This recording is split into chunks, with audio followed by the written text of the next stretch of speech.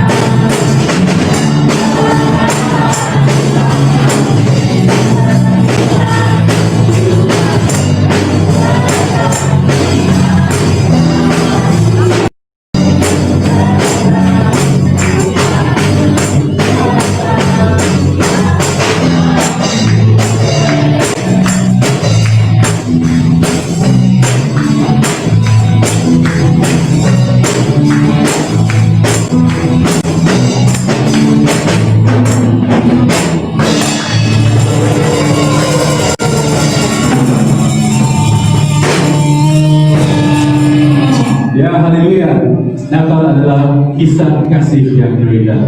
The Christmas story is the greatest love story ever told. Amen. Ya benar, sungguh besar pengorbanan Tuhan Ibu, terlalu dalam untuk berbagi. Sungguh besar. Mari kita sembah Tuhan.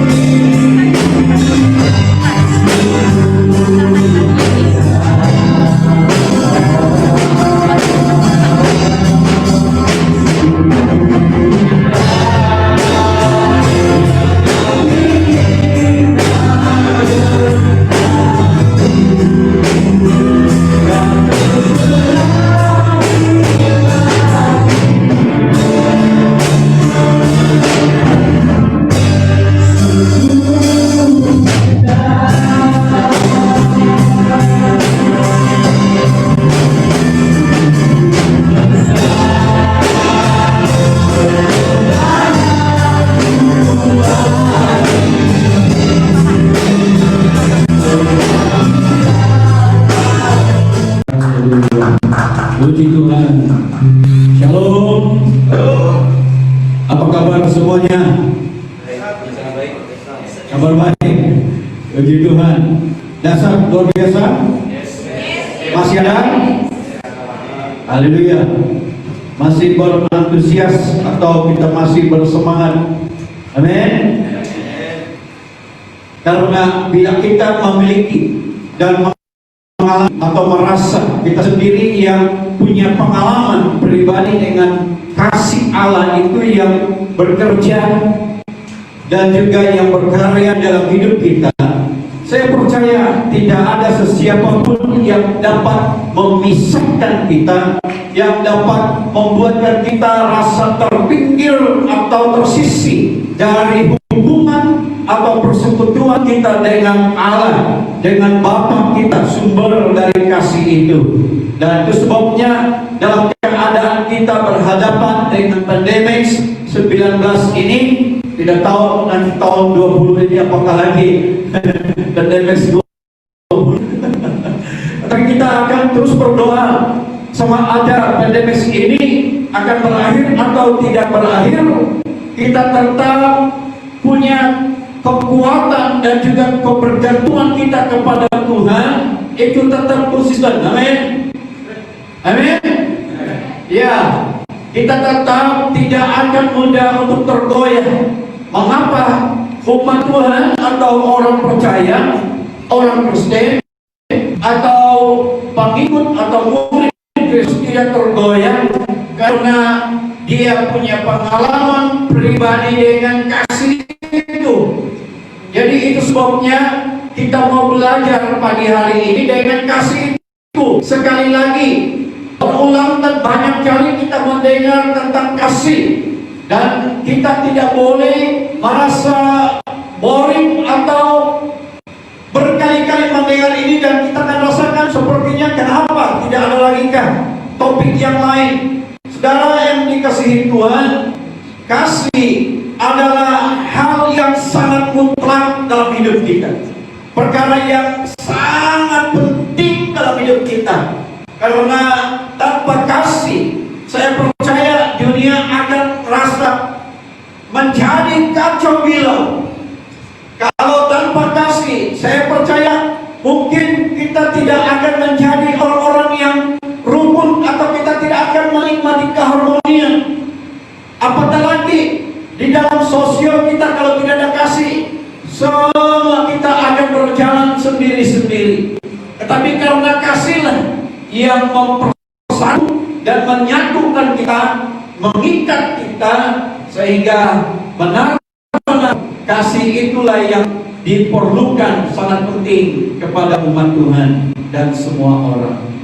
Yang perbedaannya kepada orang yang tidak mengenal Tuhan adalah kasih mereka itu hanya bersumber dalam dua perkara, yaitu dalam kasih pelio dan juga eros. Tetapi kelebihan kita sebagai umat Tuhan, kita memiliki kasih yang jauh lebih nilai tingginya, adalah kasih agape. Kasih pelio memang kuat, tetapi ada kasih yang jauh lebih nilai dan lebih tinggi, adalah kasih agape. Dan kasih itu hanya dapat dimiliki atau sumbernya itu Allah. Kasih itu adalah dari surga, dan kita akan mau belajar sesuatu dari kasih ini sehingga dapat melengkapi kasih pelio yang ada pada kita, dapat menyempurna kasih yang dalam kehidupan kita yang menjadi kasih pelio ini menjadi lebih lengkap lagi, sehingga kita akan melihat kalau kita disakiti oleh sesama pun kita tidak akan merasa terganggu. Kenapa? Karena benar-benar kasih agape itulah yang melengkapi kita, yang menyempurnakan kita. Itulah kasih yang dari Allah. Baik, kita akan belajar dengan iman seperti yang sudah diberikan dan juga dipersiapkan atau disediakan oleh pelayanan anak muda E2J, pelayanan ini anak muda di SCB ini, yaitu mereka mengambil satu tema, tiada kasih yang lebih besar, tiada kasih yang lebih besar. Jadi mana yang kasih yang, kalau seperti itu, mana kasih yang lebih besar? Siapakah yang ada kasih yang besar ini? Menjadi satu tanda tanya kepada kita semua. Di mana kasih yang besar itu? Di mana kita harus mau mengenali dan belajar sesuatu dari kasih itu. Mari kita lihat. Kita akan lihat dalam Yohanes 15. Yohanes 15 ayat yang ke-13. Saya rasa kita akan baca sekali dengan ayat 14 supaya ayat ini menjadi lengkap.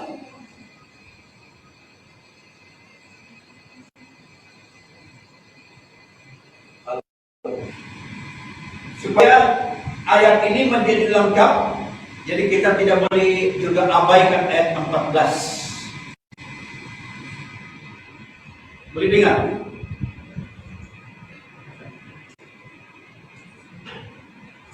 Atau memang kita akan tidak bermain?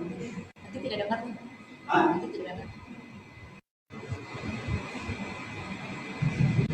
Oh, oke, haleluya. Kita akan lihat di dalam Yohanes 15 ayat 13 sehingga ayat yang ke-14, dua ayat ya. Boleh kita baca sama-sama? Boleh ya? Baik.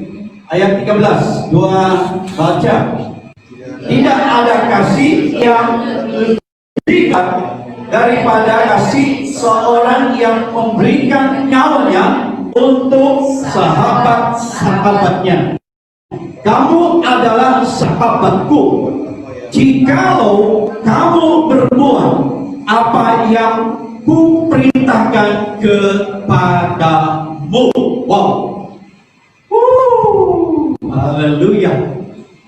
Saudara, kita lihat di sini kalimat kasih yang dinyatakan di sini.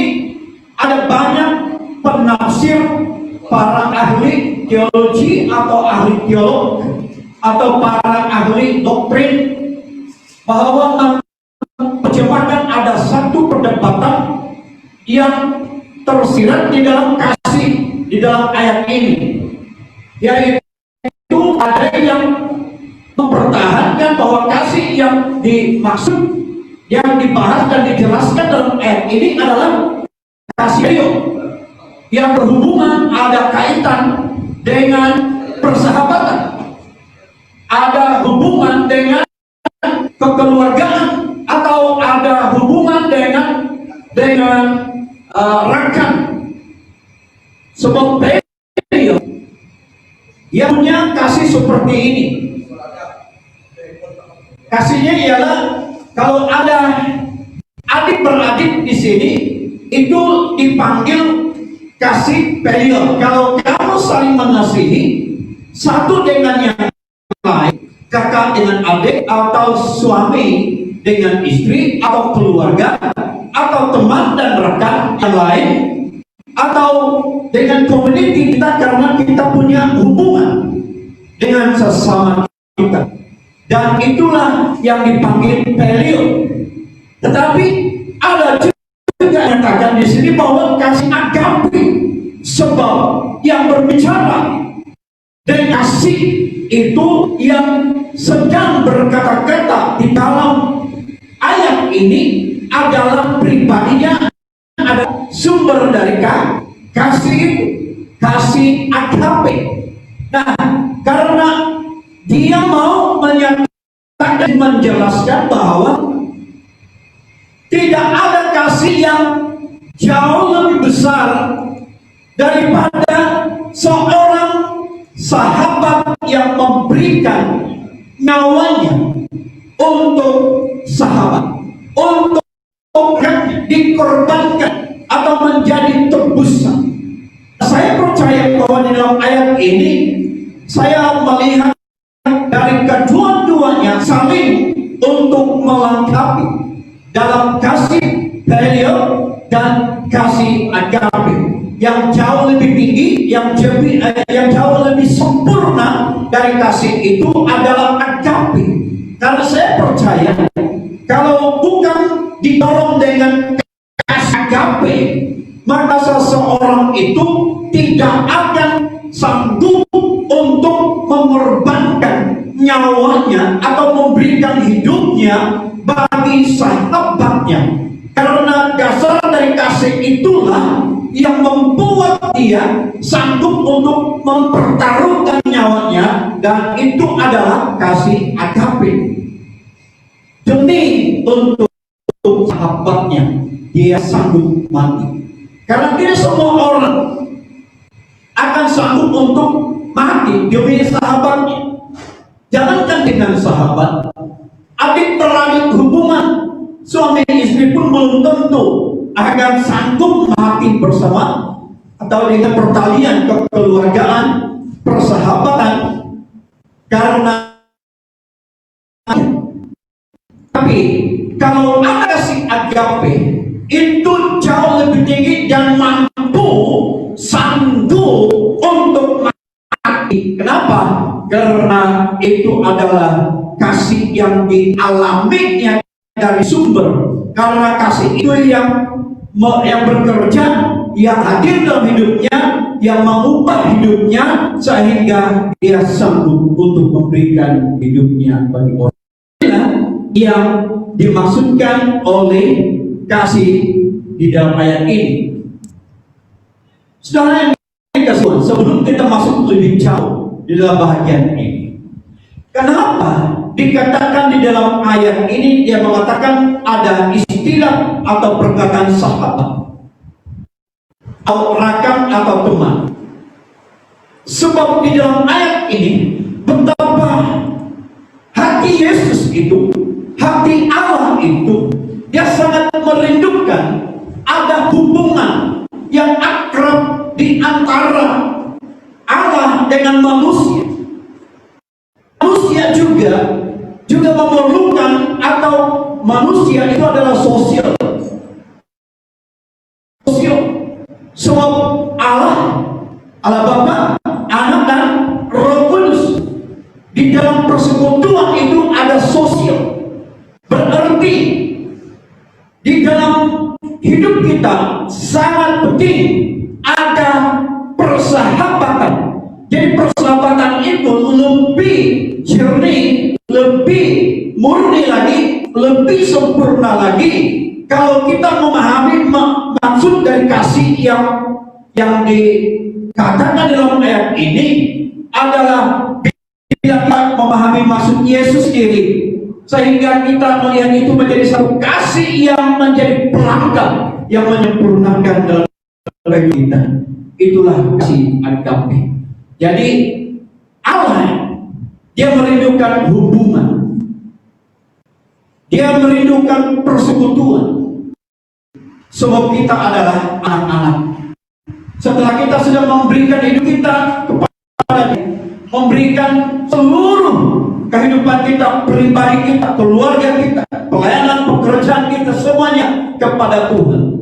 Artinya kita sudah mengikatkan perjanjian atau membuatkan satu komitmen di situ bahwa kita sudah mempercayakan Allah dalam hidup kita dan kita membangun hubungan dengan Dia. Itulah persahabatan. Itulah hubungan yang intim. Kita akan belajar dari dua perkara yang perlu kita ketahui dan kita pelajari sebagai bukti dari kasih Allah lebih besar dan tiada tandingannya. Wah, berdasar dengan tema kita tadi, kasih yang lebih besar, berarti ini menjadi satu tanda tanya dan kita mau mencari jawaban dari ayat ini, kalimat ini, perkataan ini.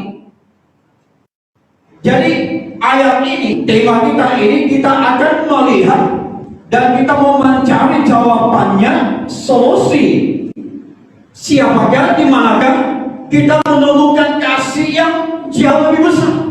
Kalau sedemikian rupa, maka kita lihat pada hari ini sesuai dengan ayat kita baca dari teks firman Tuhan, bahwa kita belajar dua perkara yang membolehkan kita dapat mengetahui dan mengenal, dan kita dapat merasa, dapat mengalami, dan dapat menikmati kasih yang jauh lebih besar dalam hidup kita, dan sebagai satu bukti, satu pernyataan yang jelas, sehingga kasih yang jauh lebih besar ini kita mengetahui siapa pribadinya. Hal yang pertama yang kita pelajari di sini adalah bukti dari kasih itu adalah bukti dari kasih yang besar itu adalah kehadiran anaknya. Yesus. Sesuai dengan apa yang kita rayakan hari ini, sesuai dengan apa yang kita mau sambut di dalam bulan ini. Kalau kita lihat di dalam bulan Desember ini, lebih yang menonjol, yang lebih ketara, yang meriah yang kita sambut di dalam bulan Desember ini adalah perayaan Kristus. Nah, di dalam perayaan Kristus ini, apakah inti, apakah message, apakah pesanan yang terkandung di dalam perayaan ini? Dan itulah yang kita akan lihat di sini, bahwa yang kita rayakan di sini karena ada sebuah pemberian, ada satu pemberian yang diberikan oleh Allah kepada kita, hadirnya Yesus di dalam kehidupan kita. Hadirnya Yesus di tengah-tengah dunia ini, hadirnya Yesus dilahirkan menjadi manusia. Perkara yang kedua, ialah sebagai bukti bahwa kasih yang jauh lebih besar ini ialah kasih dari Allah. Buktinya Dia sanggup memberikan semuanya. Dia sanggup untuk memberikan hidupnya, pribadinya, yang dikorbankan bagi kita, untuk kita semua. Wah. Dia mati untuk sahabatnya. Perhatikan di sini, Yesus mati itu adalah untuk sahabatnya. Karena kalau persahabatan itu menjadi intim, maka saya percaya bahwa Dia jauh lebih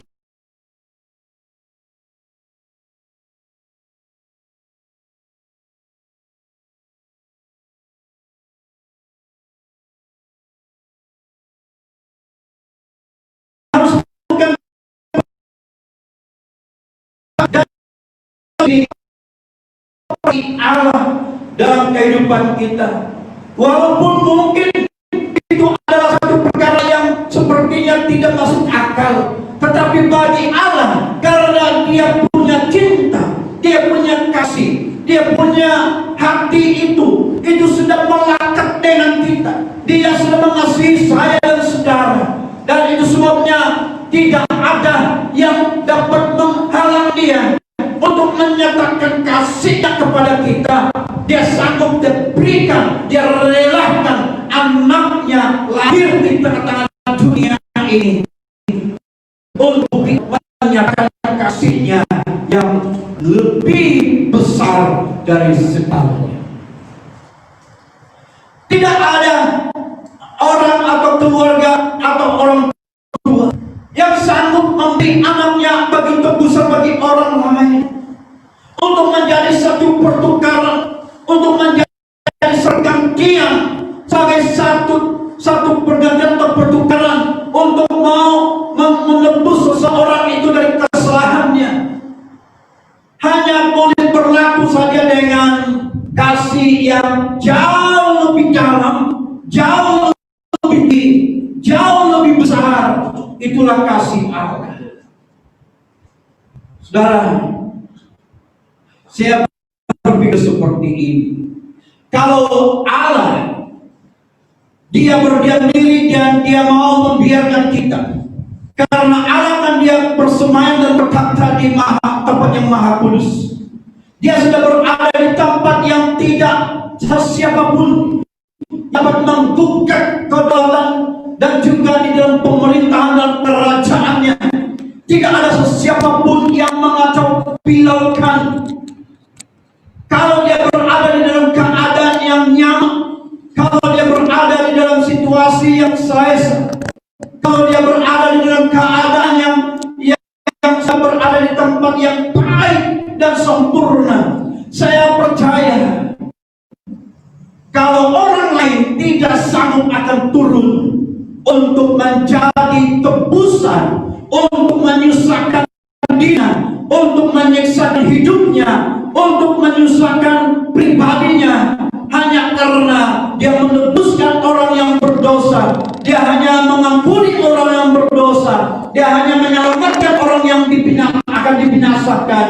Dan itu sebabnya Allah turun untuk memberikan anaknya. Itu buktinya bahwa kasih Allah itu jauh lebih besar dari seluruh dari kasih yang dimiliki oleh manusia. Dia berikan anaknya, itu adalah satu pernyataan. Kalau kita perhati betapa hancurnya, kalau kita dapat rasakan secara manusia, betapa tersiksanya dia menanggung semua ini sebagai Bapa, sebagai Allah, satu anak yang diberikannya, satu-satu pribadi yang hanya dapat menjadi pergantian atau menjadi tebusan yang boleh membebaskan manusia yang terkutuk, manusia yang berdosa, manusia yang binasa, manusia yang akan menjadi calon dan masuk di dalam neraka kerajaan maut. Hanya dengan anak itu yang dapat menyelamatkan dan membebaskan saya dan saudara. Tetapi kita lihat di dalam perjalanan kehidupan Yesus, anaknya itu, anak Bapa itu kepada kita, betapa susahnya, betapa sakit, betapa menderitanya. Kita lihat di sini. Kita akan lihat di dalam dua sisi. Yang pertama, Allah sebagai Bapa. Yang kedua, anak itu Yesus. Apakah hanya Yesus saja yang menanggung kesakitan? Apakah hanya Yesus saja anak itu yang hanya mengalami kesakitan itu? Sudah tentu tidak. Kedua-duanya menanggung kesakitan. Bapa juga perihnya. Dia tidak sanggup melihat keadaan yang akan dialaminya. Tetapi karena kasihnya jauh lebih besar, cintanya itu lebih dalam kepada saya dan saudara. Dan itu sebabnya dia berikan anaknya. Dia hadirkan anaknya, Yesus, sebagai tebusan bagi kita. Dan itulah buktinya bahwa kasih Allah itu adalah kasih yang lebih besar dari segalanya. Saya juga sebagai orang tua belum tentu saya dapat rela untuk memberi anak saya bagi menyelamatkan orang lain. Saudara juga belum tentu. Jangankan anak saudara, jangankan orang tua atau keluarga saudara. Pacar saudara yang saudara kasihi, yang saudara cintai itu pun belum tentu saudara akan sanggup beri pertukaran. Kalau ada orang yang dihukum mati, kalau ada orang yang akan dihukum gantung, kalau ada orang yang dijatuhkan dengan hukuman maut, maka hanya dia boleh dapat dilepaskan kalau pacar, kalau kekasih yang kamu kasih ini, yang kamu sayang ini, seluruh hati kamu sudah kamu sudah berikan dengan dia, sehingga tidak ada yang dapat memisahkan di antara kamu dengan dia. Saya mau bertanya dengan kita, apakah kamu sanggup untuk menjadikan pacar atau kekasih kamu itu menjadi pertukaran untuk menebuskan seseorang itu dari hukuman itu? Apakah kita akan sanggup memberikan? Kalau sanggup berarti ada satu pertanyaan. Dipertanyakan. Mungkin cintanya belum 100%. Ada satu lagu yang cintaku 100% itu kan. Cinta 100%, baik kita uji. Kalau itu akan menjadi cinta 100%, kita akan naik di Menara Kuala Lumpur dan kita akan suruh dia, beritahu dia, kalau kau benar-benar jatuh cinta dengan aku dengan 100%, sanggupkah kau jatuh? Sanggupkah kau mau terjun? Sanggup kau lompat dari menara ini? Dia akan berpikir untuk apa? Siapa juga mau kawin kalau sudah mati?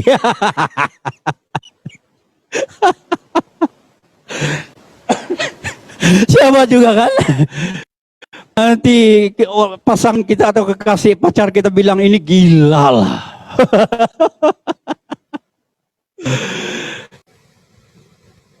Tetapi kita akan lihat di sini bahwa Allah memberikan anaknya itu karena dia sudah melihat di akhir hidup manusia, pengakhiran hidup manusia, kalau tak ada penyelamatan, kalau tidak ada penebusan, kalau tidak ada orang yang menjadi korban, tidak ada yang menjadi pengganti, tidak ada orang yang sanggup untuk membebaskan dia dari hukuman kematian itu, hukuman dari maut itu, maka manusia akan berakhir dengan kebinasaan. Dan itu sebabnya Allah dengan cintanya 100%, dia memberikan anaknya sebagai satu bukti bahwa Allah mengasihi saya dan saudara. Itu sebabnya dia berikan anaknya.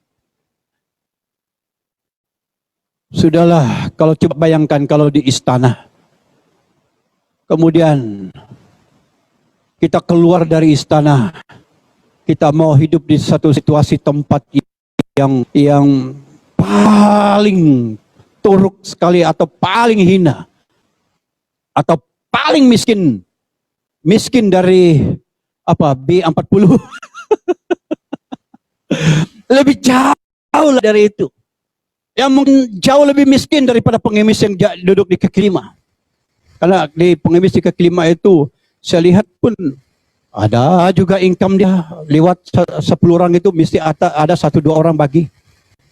Kalau dalam satu hari 100 orang yang lalu berarti ada income dia, setiap hari dia akan turun.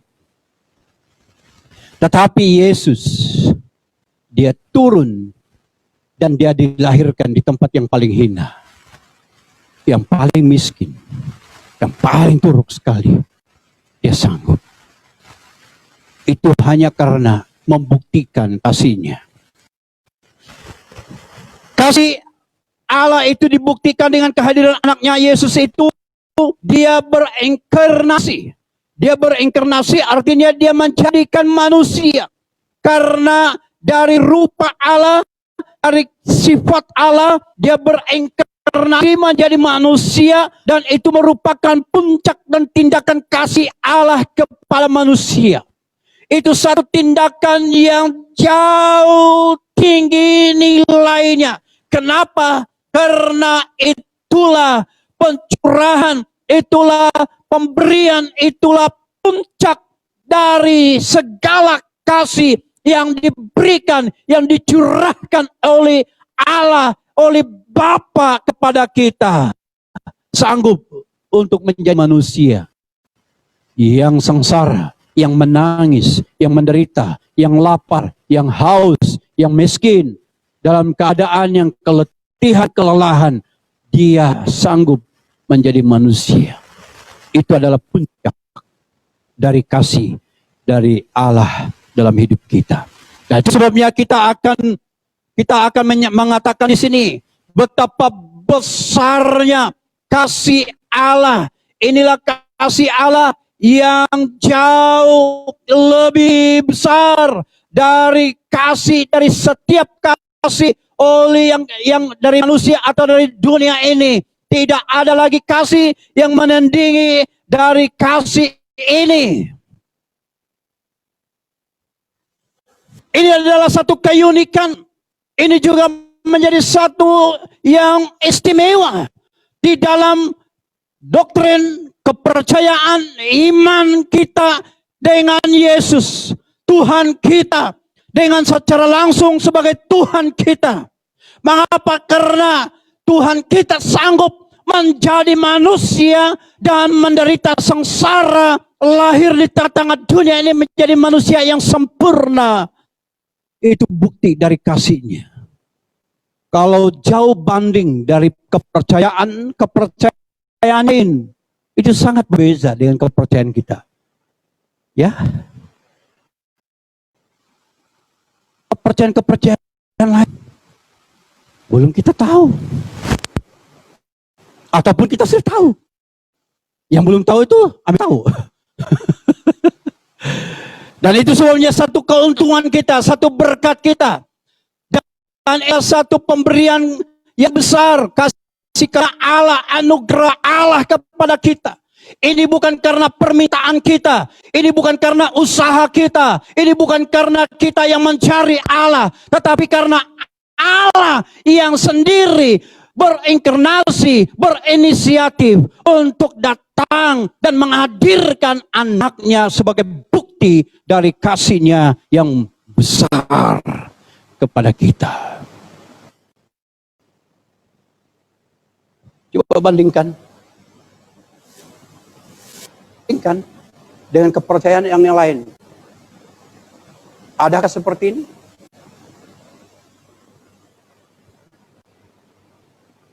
Itu sebabnya kita sangat bersyukur kepada Tuhan.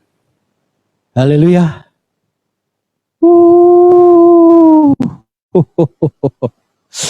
Damai. Betapa damainya. Itu sebabnya berita Natal ini berita sukacita, berita damai.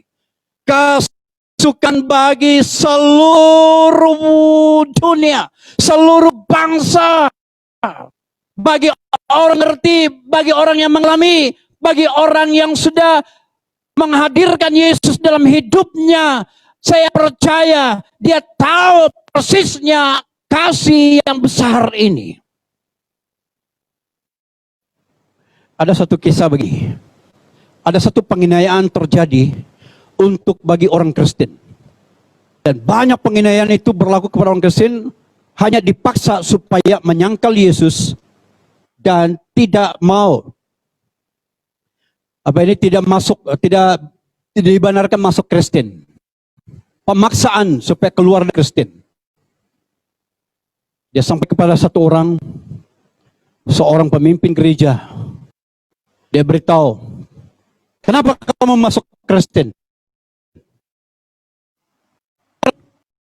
Kamu akan berhadapan dengan kematian. Dia tanya. Lalu seorang pemimpin gereja ini mengatakan begini, saya tidak masuk Kristen. Apa yang peliknya? Saya tidak masuk Kristen. Jadi, saya mau masuk Kristus dalam hidup saya. Saya mau Yesus yang masuk dalam hidup saya. Saya memasukkan Yesus dalam kehidupan saya. Saya mau Yesus yang berkuasa dalam hidup saya. Saya mau Yesus yang menguasai seluruh tindakan saya. Saya mau Yesus yang akan mengubah cara hidup saya. Itu sebabnya saya bukan orang Kristen, kata dia. Jadi kita bukan sekadar untuk menjadi Kristen. Tapi kita mau jadikan Yesus itu hadir di dalam hidup kita. Amin. Kalau Yesus itu hadir dalam hidup kita, itulah yang dikatakan kitalah eklesia. Kitalah umat yang dipilih Allah, umat yang ditebus Allah, umat yang dibebas oleh Allah. Kitalah anak-anak yang dipanggil imamat rajani.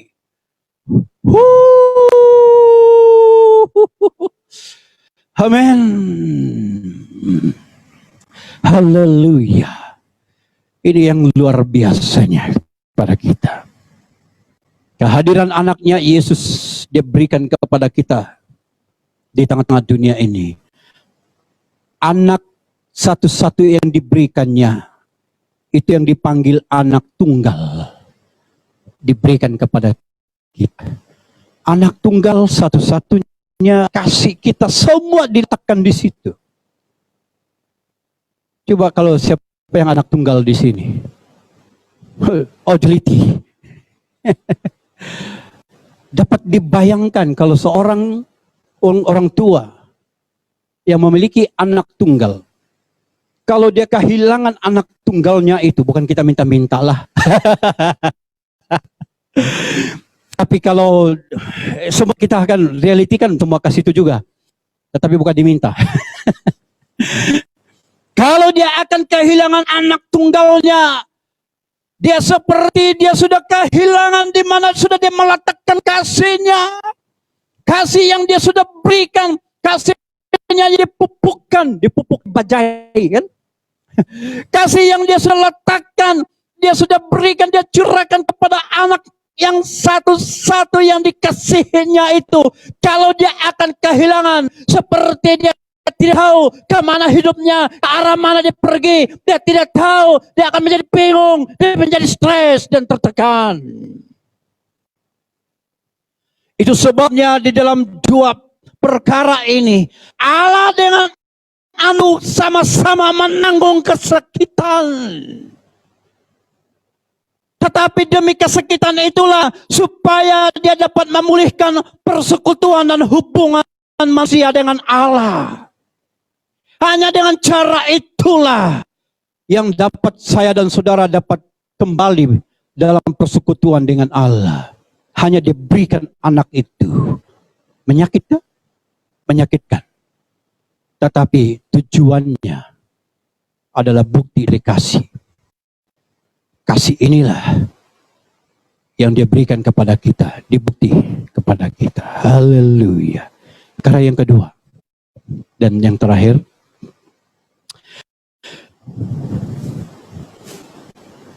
tiada ada kasih yang lebih besar selain dari kasih Yesus. Bukti yang kedua adalah dia beri nyawanya.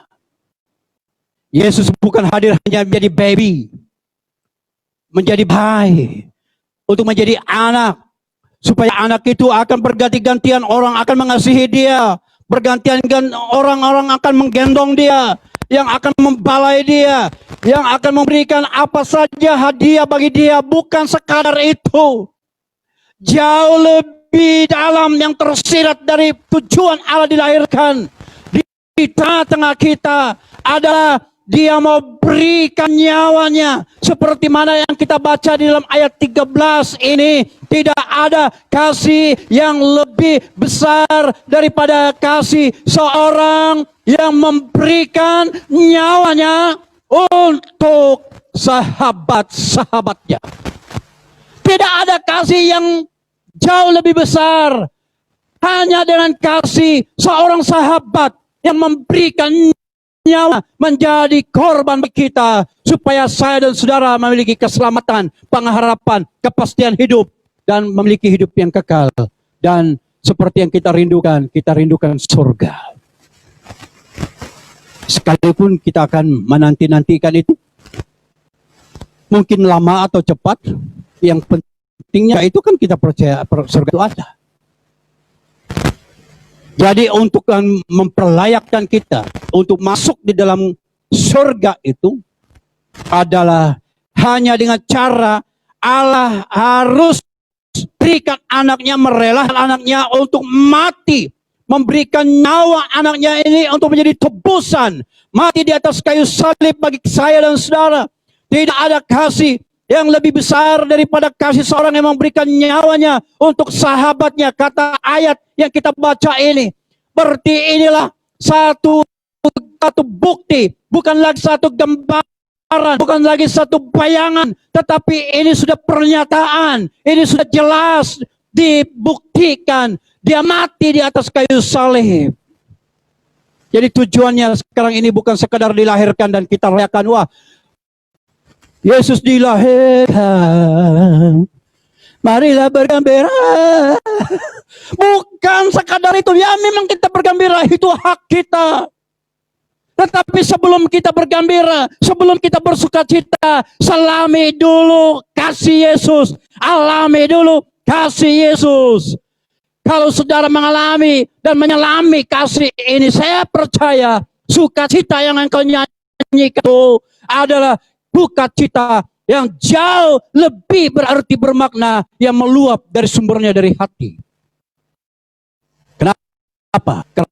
Karena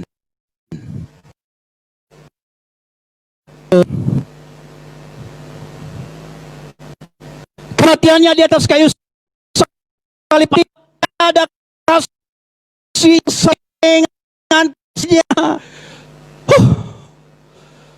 Kalau orang yang disalib itu karena pelanggaran hukum, karena dia menjadi penjahat, dia seorang perompak, dia seorang penjidaya, itu layak. Tetapi bagi Yesus, tidak ada apa-apa kesalahan yang ditemukan dalam hidupnya, hanya karena penebusan, hanya karena penyelamatan bagi umat manusia. Dia sanggup, dia rela mati di atas kayu salib. Dia tahu manusia tidak sanggup untuk berhadapan dengan risiko atau akibat dari hukuman ini. Itu sebabnya Yesus mati bagi saya dan saudara. Haleluya. Amin. Dia beri nyawanya. Woi, bukan nyawa ditaruhkan pertaruhannya untuk kita. Ada tugasan kita. Ada renungan kita. Ada oleh-oleh yang kita mau kerja menjadi satu tindakan bagi kita. Kita akan berpikir, kita akan coba merenung, kita akan mencernakan firman Tuhan ini. Tugasan kita yang pertama, apakah tanggapan dan tugas Anda di atas kasih Allah itu? Tugasan dia ialah percaya, menerima atau terima Yesus, mengikuti Yesus atau mengakui Yesus, mengakui Yesus sebagai Tuhan dan Juru Selamat pribadimu. Dalam kehidupan kita sekarang ini, kasih Allah yang dibuktikan bagi kita tidak ada maknanya dalam hidup kita kalau kita tidak terima Yesus. Amin. Terima Yesus sebagai Tuhan dan Juru Selamat pribadimu. Akui Dia sebagai Tuhan dalam hidupmu. Jangan engkau bertuhan selain daripada Yesus. Jangan bertuhan dari Allah-Allah yang lain. Hari menjadi tugasan bagi kita, tantangan bagi kita, supaya berikan hidupmu kepada Tuhan. Akui Dia. Yang kedua, setiap orang yang percaya kepadanya tidak binasa, melainkan beroleh hidup yang kekal. Ini akibatnya. Kalau engkau berikan hidupmu kepada Tuhan hari ini, engkau menyerahkan hidupmu kepada Tuhan dengan secara total.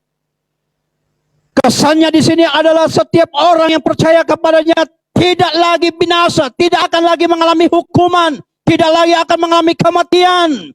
Mengapa? Karena Yesus, Ia menjadi pertukaran bagi kita. Dia sudah mati bagi kita. Dan inilah kepastian bagi kita. Kita akan mendapat hidup yang kekal. Setiap orang yang percaya kepadanya. Ada sesiapa di antara kita di sini yang kurang percaya atau tidak percaya? Engkau dengar firman Tuhan hari ini.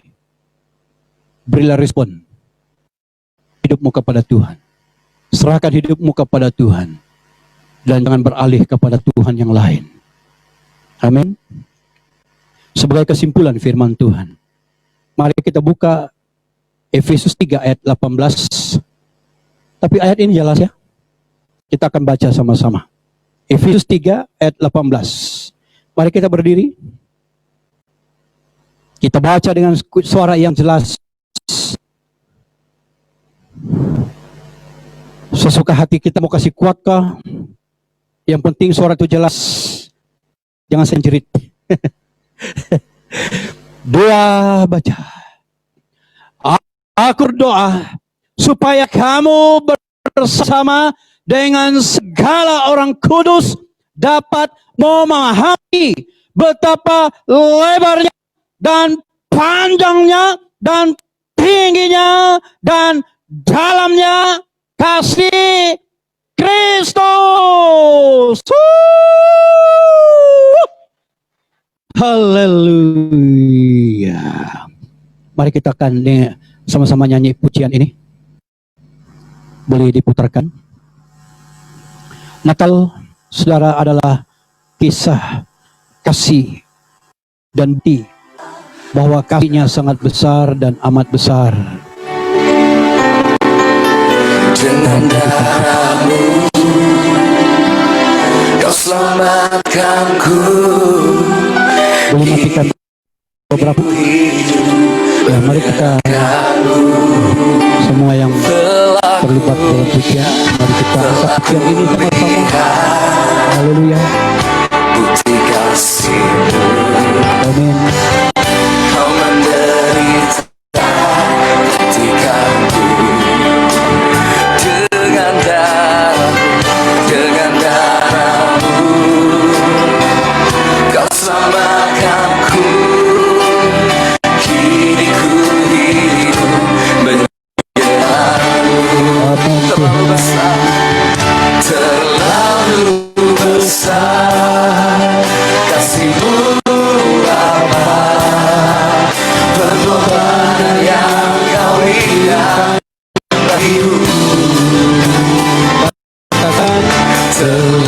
Benar Tuhan, terlalu mahal darahmu Yesus.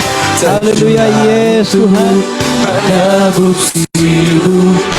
Yang katakan yang lebih sungguh, alami kasih Tuhan yang bekerja dalam hidup kita, setiap pribadi kita. Haleluya. Telah kulihat Amin Tuhan. bukti kasih-Mu, Kau menderita gantikanku dengan darah-Mu. Selamatkan kami, Kau selamatkanku. Kini ku hidup menyenangkanku. Takkan berlalu besar. Haleluya. Kasih-Mu Bapa, Kasih-Mu memang jauh lebih besar Tuhan. Kau Kau buktikan dengan pengorbanan-Mu yang jauh lebih mahal. Terlalu mahal darah-Mu Yesus, tercurah untuk menebus hidup. Hidup yang Kau berikan bagiku, selamatkan dan pulihkanku lebih dari segala. Amin. Haleluya Yesus. Haleluya.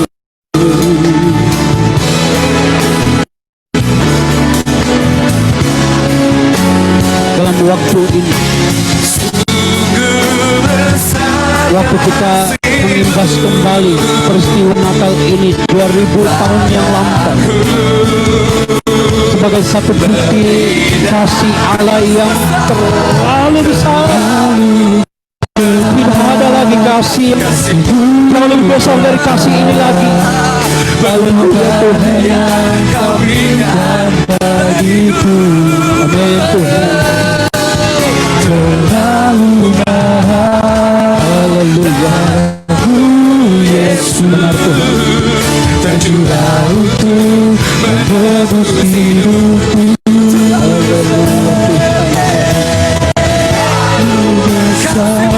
Yang terlalu besar, sangat besar. Kita tidak dapat ukur Yang Kau berikan bagiku, berapa besar kasih Allah dalam hidup kita. Ya. Amin Tuhan. Yesus, Kasihnya tidak ada yang dapat mengukur nilainya, karena Dia terlalu mahal. Haleluya Tuhan. tercurah untuk menebus hidupku. Ya la la la la la la.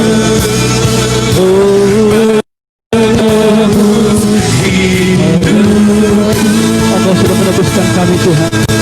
Engkau sudah memberikan kami Tuhan pengampunan. Engkau Tuhan yang sudah memberikan kami pelepasan. Engkau sudah Tuhan memberikan kami perdamaian. Engkau Tuhan yang sudah memberikan kami hidup yang kekal. Bapak terima kasih Tuhan. Hari ini kami sudah belajar dari firman Tuhan. Dan kami sudah diberikan dengan pencerahan Engkau Tuhan yang sudah memberikan kami rema yang menginspirasi bagi kami.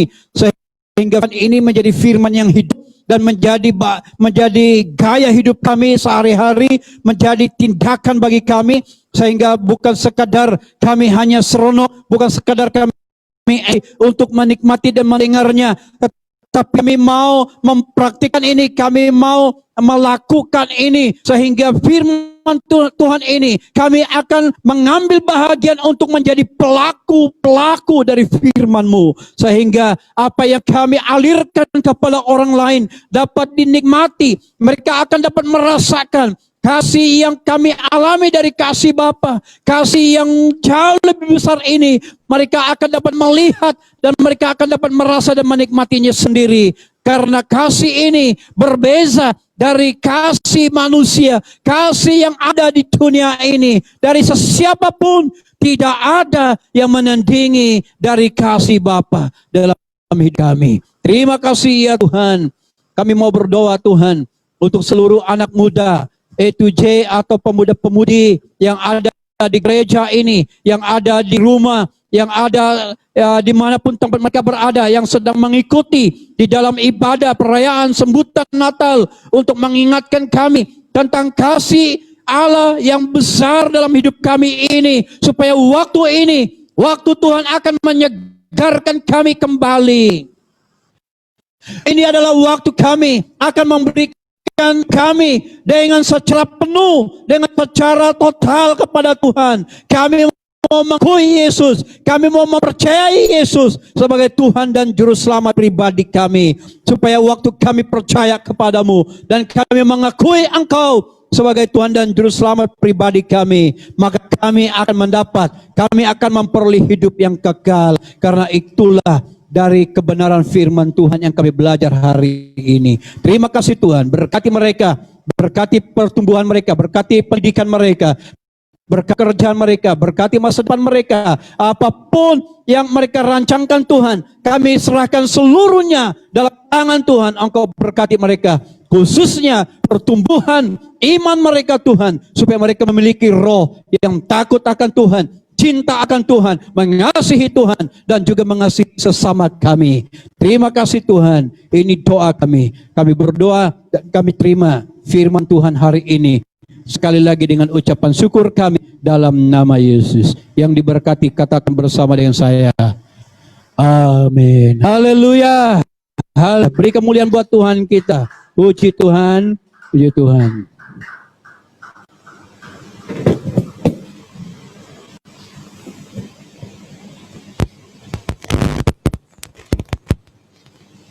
Ya, kami mengucap syukur Tuhan Yesus atas pemberitaan firman-Nya yang telah menyemarakan jiwa dan hati kami untuk tidak berhenti mengasihi sesama seperti mana Dia telah mengasihi kami terlebih dahulu. Haleluya. Minggu ini merupakan minggu yang kedua untuk persepuluhan. So kita akan menjalankan persembahan dan persepuluhan. Ya, mari saya ingatkan kita semula di dalam firman Tuhan. Ini adalah perintah dan janji Tuhan yang terkandung dalam Maliaki pasal 3 ayat ke-10. Di mana Tuhan menyatakan, bawalah seluruh persepuluhan kamu ke rumahku, supaya ada banyak makanan di sana. Pujilah aku, maka kamu akan nampak aku membuka tingkap-tingkap syurga dan melimpahi kamu dengan segala yang baik. Amin. Okay, untuk jemaat kita yang setia mengikuti ibadah secara atas talian, boleh transfer ya secara online kepada nombor akaun yang tertera.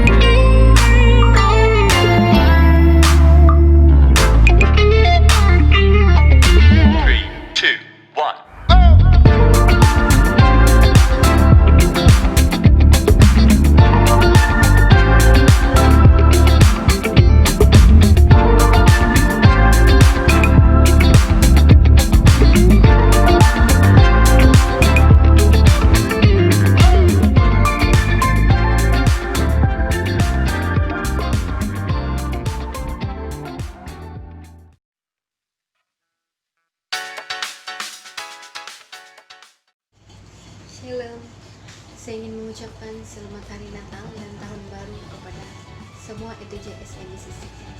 Tuhan memberkati. Hai, Shalom. Kami ingin mengucapkan Selamat Hari Natal dan Tahun Baru. Tuhan Yesus memberkati. Bye.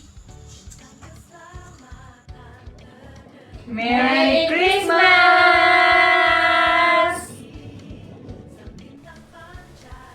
Kami dari Komsel Stanford ingin mengucapkan Selamat Hari Natal dan Tahun Baru kepada seluruh jemaat SIBCCK. Selamat Hari Natal. Di dalam Alkitab ada 4 jenis kasih. Dalam bahasa Yunani. Yang pertama, eros, cinta romantik.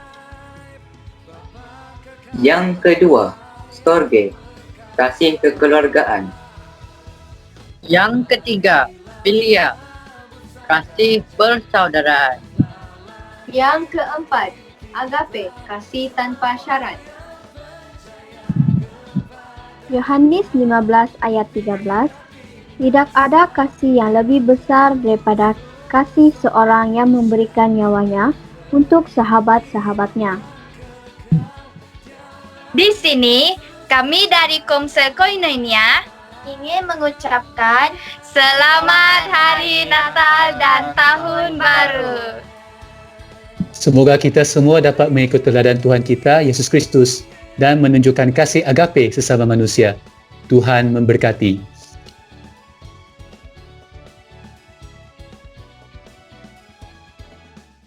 Selamat Hari Natal Daripada kami, Komsel. Bye. Bye.